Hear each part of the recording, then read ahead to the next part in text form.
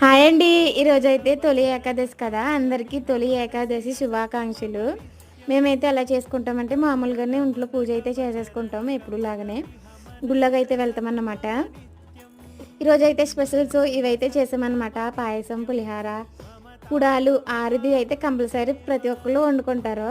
మా అమ్మ అన్నదే కుడాలు వండుకుంటే కుబేర్లు అవుతారు, ఆరిది వండుకుంటే ఆస్తివంతులు అవుతారని.